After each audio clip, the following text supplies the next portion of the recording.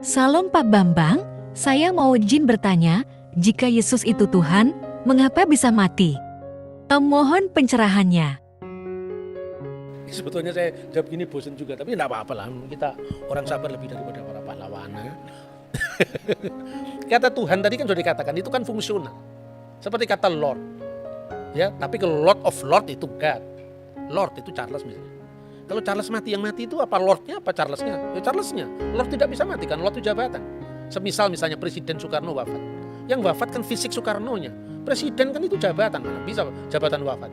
Makanya dia yang dibunuh dalam keadaannya sebagai manusia. Bukan Tuhan itu dibunuh. Tuhan tidak bisa mati. Kalau di dalam kidung-kidung gereja ortodok ya, gereja timur itu ada ungkapan misalnya Kudusullah, Kudusul Qawi, Kudusul Lati la yamut irhamna. Kuduslah Engkau ya Allah, kuduslah Engkau yang maha kuasa. Kudusu ayyuhal qawi, Kudusul Lati la yamut irhamna. Kuduslah Engkau yang tak berkematian.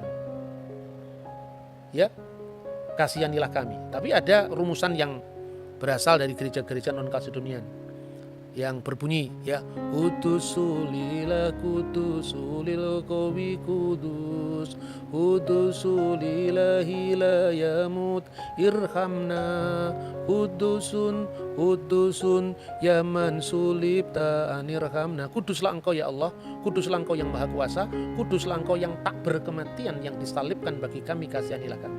Jadi Yesus itu tidak bisa mati sebagai firman Allah, tetapi disalibkan bagi kami dalam kemanusiaannya. Itu ayatnya clear sekali loh. Dan dalam keadaannya sebagai manusia dia telah taat, bahkan taat sampai mati, bahkan mati di kayu salib. Yang mati di kayu salib itu dalam keadaannya sebagai manusia. Diulang lagi, ini kita Filipi ya, Filipi pasal 2. Diulang lagi misalnya dalam 1 Petrus pasal 3 ayatnya 18. Dia yang dibunuh dalam keadaannya sebagai manusia. Jadi jangan GR, Tuhannya orang Kristen mati. Itu kan bukan seperti itulah. Maka beragama itu yang beradab lah. Menilai orang lain itu dalam presuposisi agama yang bersangkutan. Kalau agamanya pengkritik ini dikritik kan ya marah, ya. Maka janganlah suka membuat kesalahpahaman, memelihara kesalahpahaman, memelihara paham yang salah meskipun sudah dijelaskan. Agree in disagreement. Kita berbeda dalam kita setuju dalam ketidaksetujuan. Kita memang berbeda, kita memang tidak sama, tapi kita bisa bersama-sama. Bahwa dalam setiap agama itu punya misi, punya dakwah yang tidak usah dipersoalkan. Kalau di Kristen misalnya Rasul Paulus pernah mengatakan celakalah saya kalau saya tidak memberitakan Injil. Celakalah aku apabila aku tidak memberitakan Injil. Kemudian apa harus disoal? Kristen itu hati-hati. Itu agama yang suka mempengaruhi orang lain. Setiap agama kan mempengaruhi orang lain. Lihat dulu Nusantara ini Hindu Buddha dengan kejayaannya Majapahit itu. Kemudian karena dakwahnya para wali kemudian menjadi Islam. Nah, sekarang kalau misalnya ada orang Islam menjadi Kristen ya biarkan saja lah. Itu kan hak asasi manusia. Tidak perlu harus ada gerakan anti pemurtadan. Murtad dan tidak murtad tergantung dari pihak mana kita melihat kan. Marilah kita berspiritualitas yang berbhinneka tunggal ika. Berbeda-beda tetapi satu. Tidak usah usil dengan orang lain. Apalagi itu orang yang agamanya sungguh berbeda dengan dia. Tidak bisa dipahami menurut dia. Itu saya kira ya. Semoga ini bisa mencerahkan. Pak, ini yang terakhir Pak. Ayat-ayat mana yang membuktikan atau menyebutkan bahwa Yesus itu adalah Tuhan? Ya tentu banyak sekali ya. Misalnya Kisah Rasul pasal 2 ayat 36. Karena Allah telah menjadikan Yesus yang kamu salibkan sebagai Tuhan dan Kristus. Tapi sekali lagi, ini kata Tuhan ini maknanya Lord loh. Nah, Adonai, tetap pemilik, pemelihara ya, fungsional.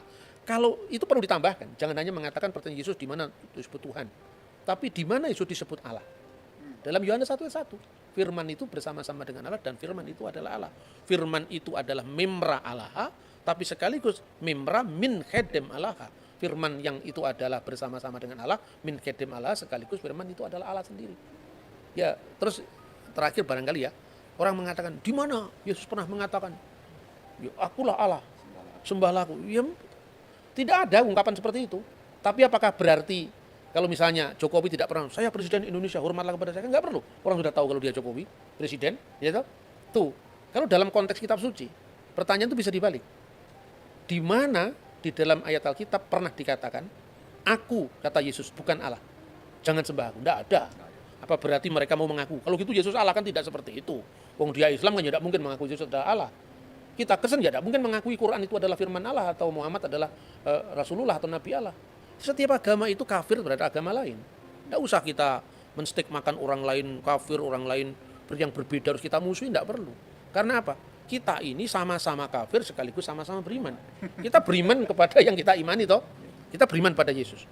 Tapi bagi orang Muslim kan nggak beriman pada Yesus, berarti kafir terhadap Yesus. Kan gitu kan? Kita percaya kepada Alkitab. Yang lain nggak percaya kepada Alkitab. Kamu kafir terhadap Alkitab, tapi kamu beriman pada Vedamu.